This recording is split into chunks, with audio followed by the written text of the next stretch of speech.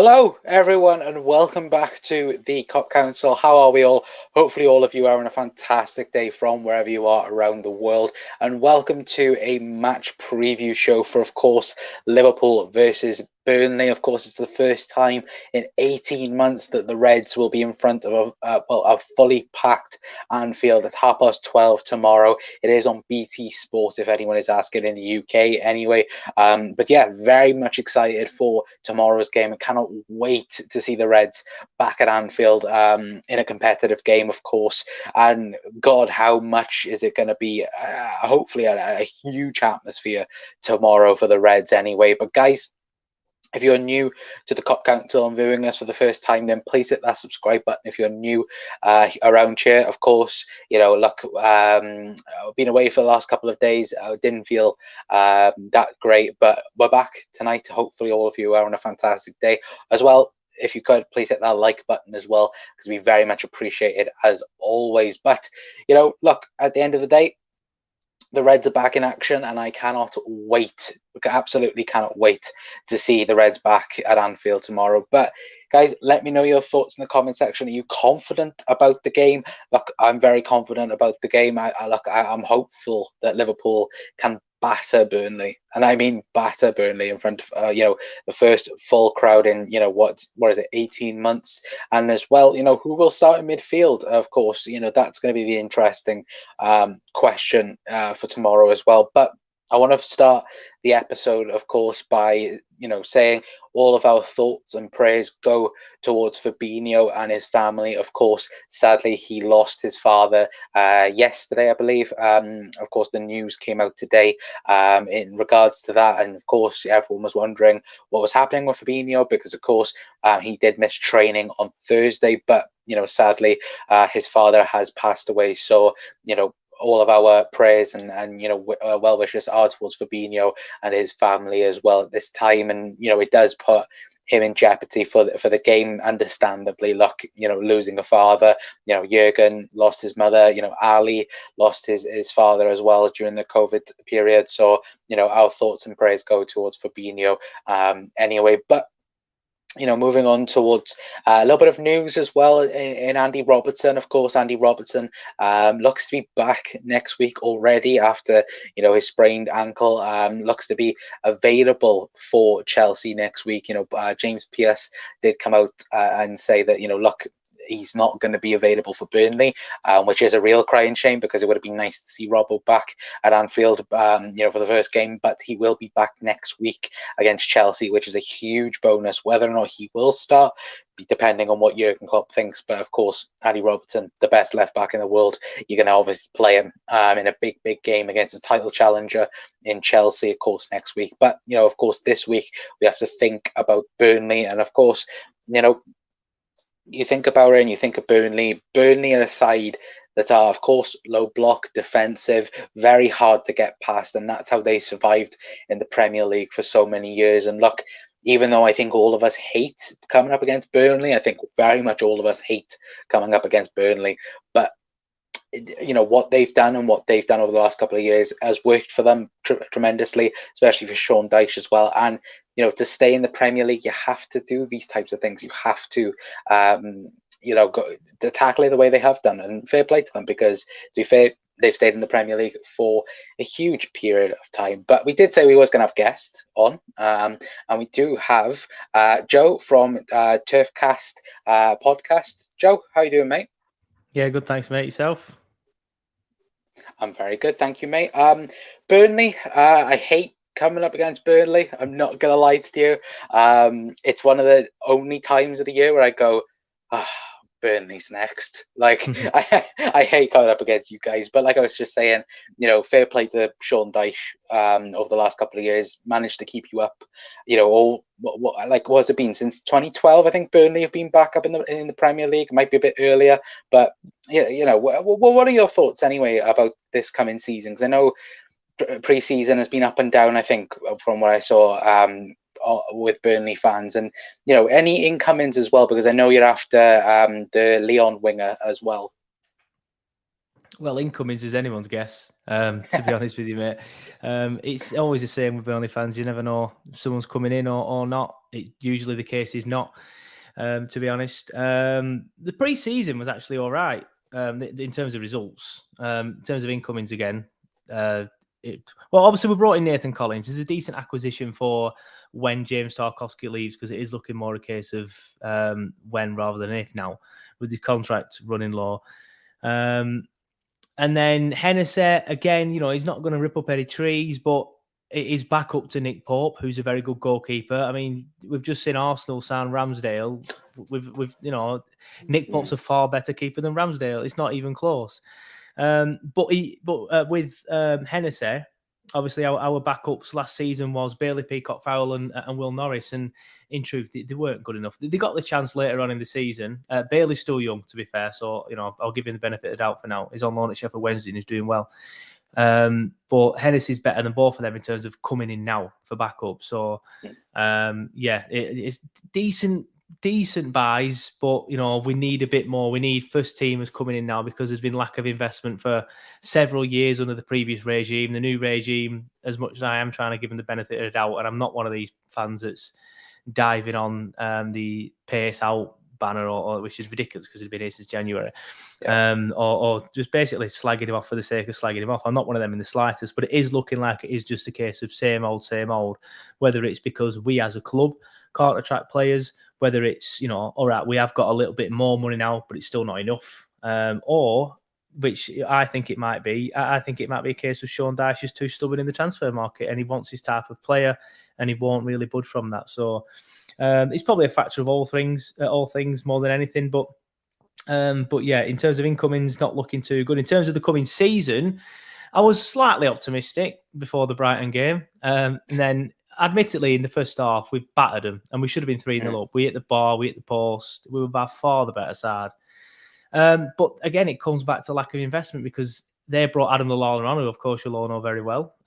He came on, they overloaded the midfield, and they changed their shape. And then we couldn't respond to that change of shape because of the lack of investment. There's not enough people on the bench. But then the counter argument to that is, I tend to waffle on, sorry mate, but the counter argument to that is, when Sean Dyche did finally make a change, he brought on Ashley Barnes, and obviously Ashley Barnes did very well at Anfield last season. But Jesus, don't remind me. But it's getting to the stage now where he's the wrong side of 30. I think he might be the wrong side of 33. We had Vidra on the bench, who can press high up, who can make runs, get in behind defences, and then Sean's bringing on Ashley Barnes. And when he was asked afterwards, he said it's because Barnes is better at defending from the front. It's like, well, you're 1-0 up, go and kill the game off, man. So he don't have his he has his flaws, should I say, Dyche, and his substitutes are the main one, I think.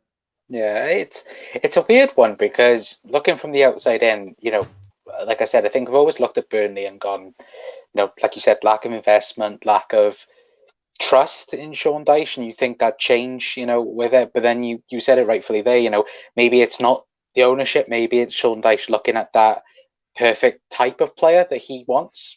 And I remember it might have been last summer, where I think you inquired about Harry Wilson, formerly of Liverpool, now gone to Fulham, and it was, I think you offered about 14 million, and then it was going to be 6 million in add-ons, and that deal didn't happen because of the valuation difference, and so forth. And it's where I think Burnley, for me, would always look at like Championship first before going for Premiership their own. I don't know whether or not if that's looking a bit down on Burnley, but it would be that is exactly what we used to do.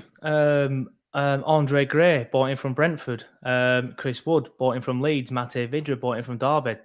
3 years in a row, it became like a running joke in Burnley and in the Championship that if you are the Championship's leading goal scorer, you then go on to sign for Burnley. That's what happened for like 3-4 years. But then the market's advanced. Like, you've got United spending 80-odd million on Maguire. You've got, yourself spending a lot of money on Alisson. You've got Chelsea and now City spending a lot of, obviously we all know how much money Chelsea and City have got.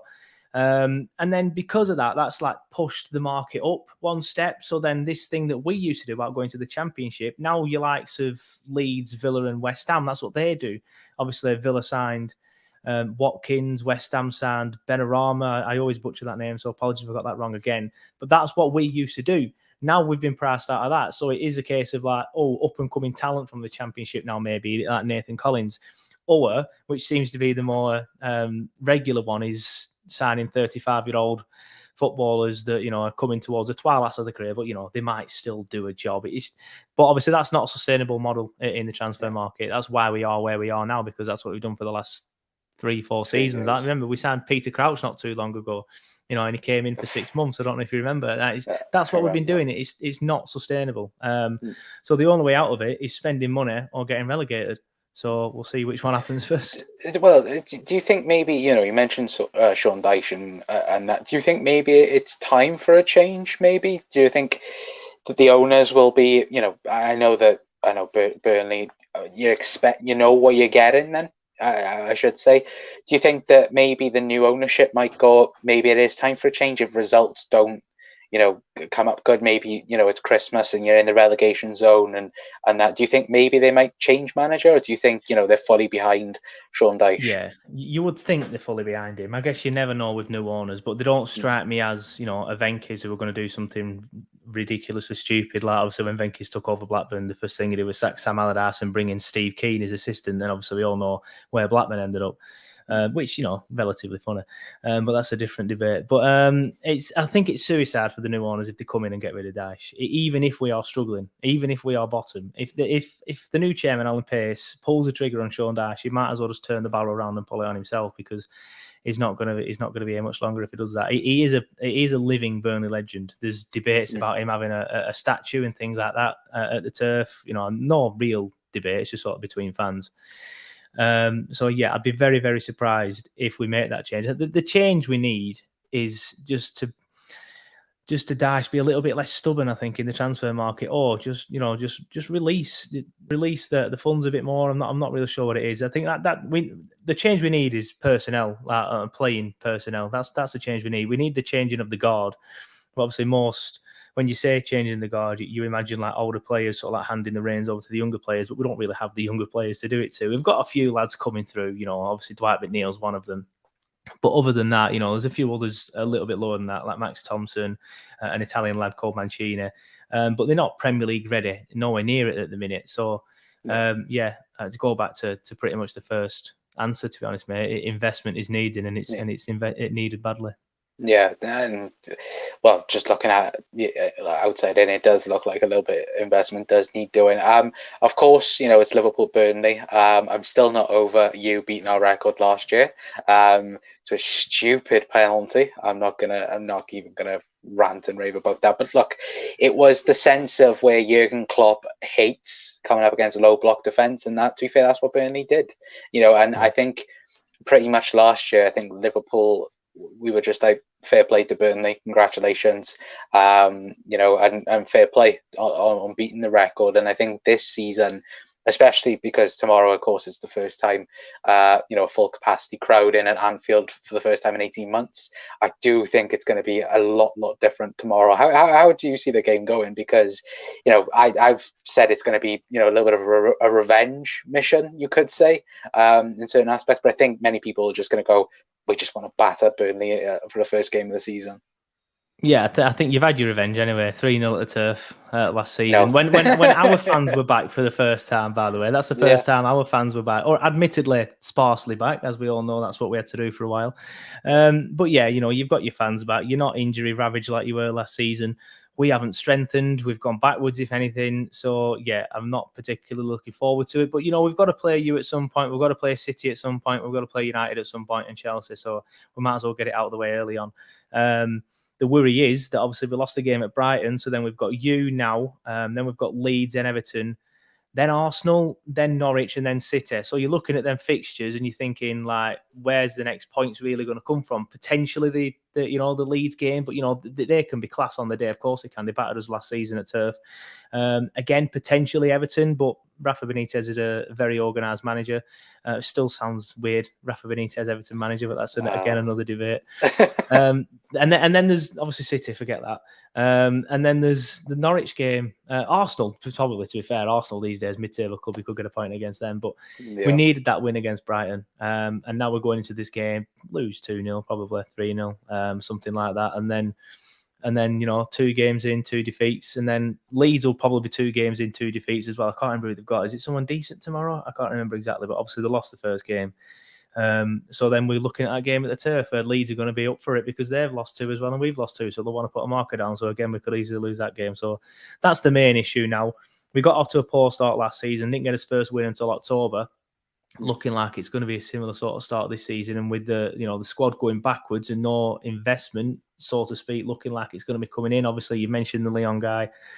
Every time Sean Dyche is asked about him, he just says nothing imminent, and that's a name branded around by the media, not us. So reading between the lines, that doesn't really look good. Okay. Aaron Lennon's coming back, apparently. Again, it's the wrong model, signing a player the wrong side of 33, the wrong side of 34, even 35. I think Lennon these days, who wasn't good enough the first time, so we let him go, and now he's coming back.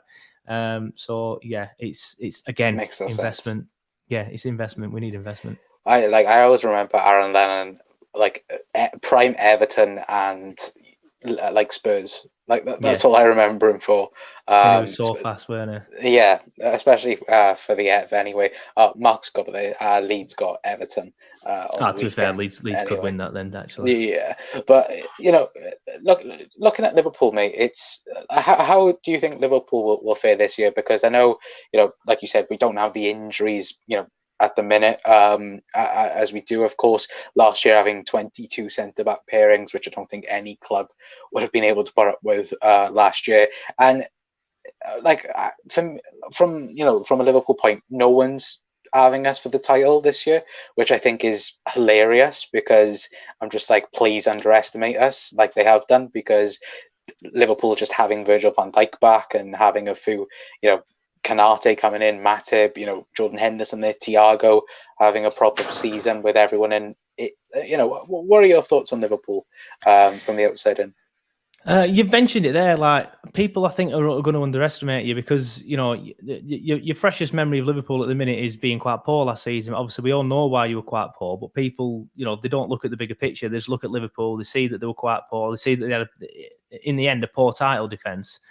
And then people will look at City doing very well last season and then spending another 100 million quid, potentially another 120 million quid on Harry Kane or even Lewandowski now, who said he wants a new challenge. You never know with them, do you? And then you've got Chelsea obviously bringing Lukaku back, spending a lot of money on him. So the chat is all around them two. I think it's going to be a 3-horse race. Ultimately, I think it's going to be you, Chelsea, and Liverpool. Sorry, you three. Yeah. But I think Liverpool will go under the radar. I do think ultimately, I think you might just fall short to City. I think you'll be. I'm not the biggest fan of Chelsea. They brought Lukaku. No one. I rate Tuchel. I think he's a good manager, but they were quite poor in the league last season. So I don't understand why everyone suddenly thinks they're going to be a lot better. I do think they will be slightly better because of Lukaku. And I think they'll probably finish third, and then United fourth. So that's what I'm going for. I'm going for City, Chelsea, then United. I just think, and I look at it and I go, for me personally, I think it's between us and Chelsea this season, and I think that City, even though they won the league last year, I think it was a missed opportunity for Liverpool last year. I think if Liverpool had Virgil van Dijk and had centre backs, then I could say, I think we would have been right in there with winning the league. It's just, City, no injuries, Diaz, and so forth. It's the sense of where, we've got Van Dijk back, which I think is the main thing. Mo Salah being Mo Salah, Sadio Mane hopefully back, Bobby Firmino looking like he's going to be back to his best. And I just think, like I said earlier, I think it's hilarious that many pundits are underestimating us, really, and I look forward to it because, like I said, I think it's going to be between us and Chelsea. I don't think City have the mentality to have challengers.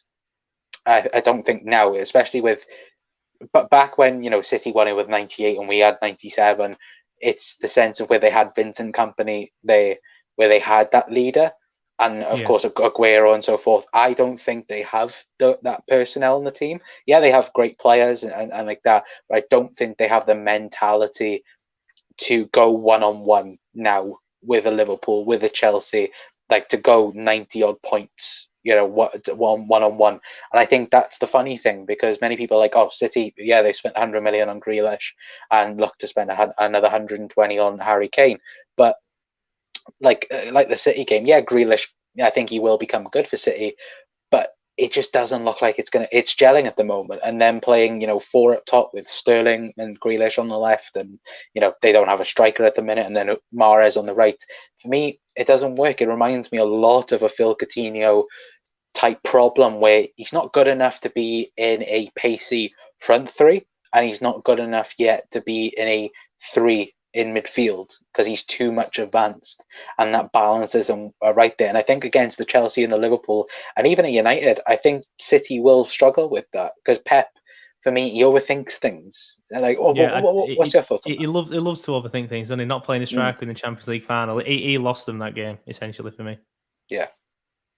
No, yeah, he did, and he just overthinks everything. Like, if you watch the Amazon documentary, when he thought Salah was going to play up front with Bobby on the left and Mo on the right, Sadio on the right, and we just didn't do that. We just played Liverpool, like Bobby up top and then Mo on the right, and it was just hilarious, just him overthinking things again. Anyway, but mate, going back onto this game. How do you see? Well, first of all, what type of team do you think Sean Dyche will put out tomorrow for you guys? Well, you can always get 9 out of 10 Burnley players right. It's probably going to be 4-4-2. The only bit of adventure that we might see is him going 4-5-1. But adventure is probably not the right word there. Disadventure. Yeah. I'm going to say 4-4-2, and I'm going to say Nick Pope, obviously in goal, Charlie Taylor left back, Ben Mee centre back with Tarker, Matthew Lawton right back. Them 5 are nailed on. That will 100% be spot on. Then it's probably going to be Dwight McNeil on the left. Like I said, I'm doing 4-4-2 here. Then it's either going to be these are the only place where you can have a bit of a guess. It's only one of 2 positions. It's either going to be Ashley Westwood and Jack Cork, or Ashley Westwood and Josh Brownhill. And then depending on what he does there, it's probably going to be Goodmanson on the right, but it might also be Brownhill on the right. And then if he's playing 5, he'll play all 3 with Dwight on the left and Brownhill on the and Goodmanson on the right. And up top, it's going to be Chris Wood 100%. Probably. He started Jay Rodriguez at the weekend, and I was like, why? What are you starting him for when you got Vidra? Vidra's pacey. Get at these sort of teams. It's a different thing with Liverpool. Obviously, you don't really want Vidra on to get at Liverpool. You want to be maybe sitting back. So this defend from the front mentality that he has to do, he might start Barnsley. And obviously Barnsley did very well there last season, as we've mentioned, and you don't want me to mention again, so I just thought I'd get it back in. So we'll see. It's definitely going to be Chris Wood. They're the only 2 places where you can not be certain. Chris Wood's partner and central midfield. Yeah, no, I hate Ashley Barnes. I genuinely hate him from last year. But no, I hate Mo Divock Origi from that. If he had scored that goal where he hit the crossbar, it wouldn't have happened. But look, that was one of them moments where you were like, it's happening. It's over there. Yeah, that's when sometimes when just something just mental happens and you're like, how? And you just think, it's happening. Yeah. That was that moment. No, it was, and look. Like I said, fair play to Burnley back then. I think pretty much every Liverpool fan was like, fair enough, fair play. Look, I don't think Liverpool. Personally, I don't think Liverpool fans are better. I think we're pretty much like, fair play if you've come to Anfield and you've beat us. Fair enough, fair play. Because to be fair, I think Burnley took, I think it was about 30 attempts on goal, I think, from Liverpool, or 20 attempts on goal. It was something mad. And still you managed to win. So it was like a fair play. Anyway, but for Liverpool, I think, as hello, Dan, the Mighty Reds TV as well. I think pretty much it's set in stone, really, for Liverpool. I think Ali will play Trent, John Matip, Virgil I think, is nailed on. And then Tsimikas, obviously Robbo's not back enough. Hopefully be back next week. And then midfield, I think, is the biggest talking point for Liverpool, because obviously Fabinho looks like he'll miss out, obviously, sadly, because of his father passing away. So I think Jordan Henderson will come in at the 6. And then I think he'll probably be Naby Keita and Thiago. I think Thiago comes back into the team. And then it'll be Mo, Sadio and Bobby Firmino, I think, up front 3 back together at Anfield. And yeah, just the introduction then of maybe Ox and Jota for Liverpool. Jota especially, I think he'll definitely get game time for sure, no matter what. But I'll ask you then your score prediction, because this could be either 1-0 Burnley again, or it could be battering time, I should say. We don't tend to get beat against you heavily, even when we get beat against you. Like, obviously, I remember in the 2009-2010 season, both games were 4-0. But you've never really had too much joy against us other than that. All right, you beat us 3-0 at the Turf last year, but that's probably the only one recently. I do think you'll win because of everything we've already spoken about, so I don't really need to go over it again. But I'm thinking it's more of a solid professional job rather than a rout. I'm thinking a 2-0, something like that. Maybe even push to another 3-0 or something, if you get a bit of joy, because in the second half we were poor against Brighton because we weren't really tracking runners, and that's just not Burnley, and that was the worrying thing. So we'll see. Hopefully they've had a rocket up the arse, and Daesh has reminded them all of the jobs. You track your runners, 2 banks of 4 when they've got the ball, especially with how dangerous you lot can be up front. And just, force them out wide, so they get the crosses in, knowing that Tarky and Ben Mee are going to mop pretty much everything that way. So fingers crossed, we can keep it down more than anything. I don't really like saying that, but it's like when we play City, it's 5-0. It's a running joke again in Burnley. It is going to be 5-0 if we play against City. It's 5-0 every time. And now they've signed Grealish. The joke is now, well, maybe they might get 6. But with Liverpool, we don't really tend to get beat when we get beat off you by a lot like we do against City. I don't know whether it's the styles are too different, so they don't really. City and Liverpool, I'm obviously referring to there, so you don't open us up as much. But yeah, I think you'll win, but more of a professional job rather than a rout. Yeah, I think. Well, looking at the last 5 results, and you said beat you at the Turf 3-0, and then of course you beat us at Anfield, and then 1-1. Of course, you took points off us in our title-winning season, the only club to do so. Yeah. And obviously you didn't have many injuries then. I mentioned this on another podcast, on my podcast. Excuse me. Like, everyone always refers to, I know Burnley beat us last season, but you had loads of injuries. Obviously we got a point in the season before, and you actually went 1-0 in that game. I think Robertson scored. The thing in your favour on that game is you'd already won the league, so I think you took your foot off the gas a little bit at that point. Yeah, that was the only thing.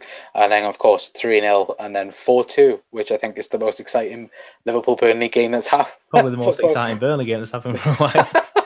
Yeah, probably. But look, I think with the crowd as well, I think having that atmosphere there is going to massively, add an extra element towards things as well. Look, 12:30, I'm going to be honest, Liverpool fans don't think we like 12:30 kickoffs for sure. But I hate 12:30. The only good thing about 12:30 kickoffs is when you're away and you're not going on. The only good thing is it's out of the way, and then you can watch like all the rest of the games come in or the results come in. But I'd rather it be at 5:30 so it isn't out of the way, and I can just be at the pub watching the results come in the early kickoff or something like that. But I'm not going tomorrow. It's a shame. I do like to get to a lot of away games, especially Northwest ones. But I was saying to you on Twitter, I've got a little boy and his mum's working tomorrow, so it is only 3. So people say, just take him.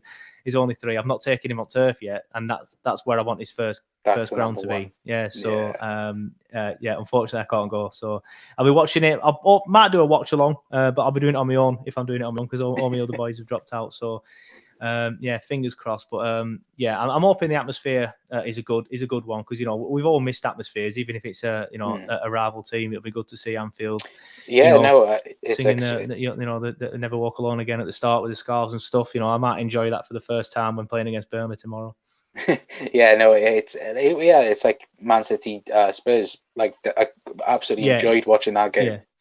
because it was just the atmosphere. It's so nice to not hear artificial, Yeah, it was terrible, crowd. weren't it? Yeah, it was Yeah, so bad. It was just I used to turn it off half the time if the option was there. But a lot of the games I watched on a perfectly legal streaming device, which wasn't always perfectly legal, so the option yeah. wasn't always there. But yeah, even Brentford Arsenal the other night. That was a brilliant atmosphere. Obviously, not a good result for Burnley in the end, but it was weird because I was laughing at Arsenal and then thinking, oh, hold on a minute, this is if we go down by 2 points at the end of the season and Brentford stay up, I'll be looking back at this game and ruin it. But yeah, it's good to see atmosphere back, definitely. No, definitely. For me, like I said, I think the atmosphere is going to add an extra element. I've gone 4-0 Liverpool. Probably a bit ambitious. To be fair, I'll take a 1-0 win, like as long as we get 6 out of 6, and then of course move on to Chelsea next week, which is a title decider, you could say, Yeah. in many people's eyes. But first of all, the target's Burnley. Hopefully, we get past quite easily. I say quite easily. It's going to be a very tough game because it's Burnley. But no, I hope Burnley do actually. I always said that I hate Burnley, and I do hate coming up against Burnley. I don't hate Burnley itself. I hate coming up against Sean Dyche and Burnley because it's you just know the football you're already coming up against. And look, from the only thing you can literally shout out is respect for Sean Dyche for what he's done. Like you said, the lack of investment that's been put into the team, for a very long period of time, and he managed one season, of course, to get in the Europa League for you guys, and to keep you up itself is it's just amazing anyway. So I hope he does keep you guys up for sure anyway. But Joe, I know. You have to pop off because I know your little lad might wake up anytime. But yeah, no, well, thankfully I've been listening. I've recently moved the office, and bad choice or not, but I've moved it in here because it's a bigger room. But it is bedrooms right across there, so any noise. But I've just got a new microphone. This is the third time I've used it, and I can turn it right down but then I'll be here like talking like that. But he's not done anything yet, thankfully. On my old microphone, if he kicks off over there, you can hear him. But on this one, if you turn it right down, really quiet, I'll get away with it. But then I'm kind of being a neglectful parent if he's in there crying and I'm just sat here doing nothing. But thankfully, I've heard his mum come home while I've been doing the podcast, so anything happens, she can sort it. Oh, that's perfect anyway. But Joe, thank you so much for coming in. We was meant to do this earlier, but sadly I had to rearrange it, and really grateful for Joe to come on and come on late. Anyway, mate, plug away. Got anything coming up on the pods? Yeah. I'm going to do a watch along tomorrow. It's looking like I'm going to have to do it on my own. I'm going to ask a few more people. It will definitely 100% be streamed on YouTube. So if you want to find us on YouTube, it's Turfcast Podcast. It will probably be streamed on Facebook as well if I can find somebody else to do it with me, because it was our biggest show last season. People loved tuning into the watch along because you couldn't go on the game, so a lot of people didn't like the canned atmosphere, like we've said, so they put us on the the phones or whatever, and the telly and the game on the telly. So we'll be doing that. I'm going to try a new thing. I think tomorrow, like a 60-second review after the game, because these short YouTube videos tend to be doing quite well. So I'm going to try it out, see how that does. So again, watch me rant tomorrow when we inevitably lose 2-0. And then the podcast comes out like twice a week. Just search your favorite podcast provider, Turfcast Podcast. It's on Spotify as well. If you have a smart speaker, I won't say the A word because I've got one right there and I don't want to set it off. You can say smart speaker word, and then it'll play Turfcast Podcast. So yeah, it's you can't really miss it if you want to get hold of it. You've not really got a choice really. It's pretty easy to get hold of. Yeah, absolutely. I'll put all the links in the video description as well down below. So guys, please go and check it out. Obviously, Liverpool Burnley will be the main conversation for the next 24 hours. Anyway, on all platforms. Anyway, but Joe, thank you so much for coming on, guys. Thank you all for commenting. Sorry, I haven't read any out.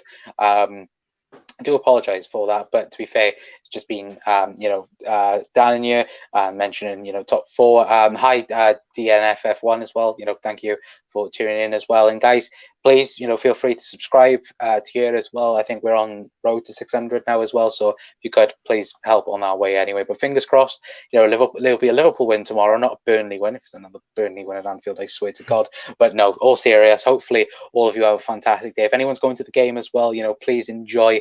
Of course, going to Anfield, please stay safe as well, of course, as always. But guys, thank you so much for tuning in. I've been Colin from the Cop Council. We will see you all in the next one. Ciao, Reds.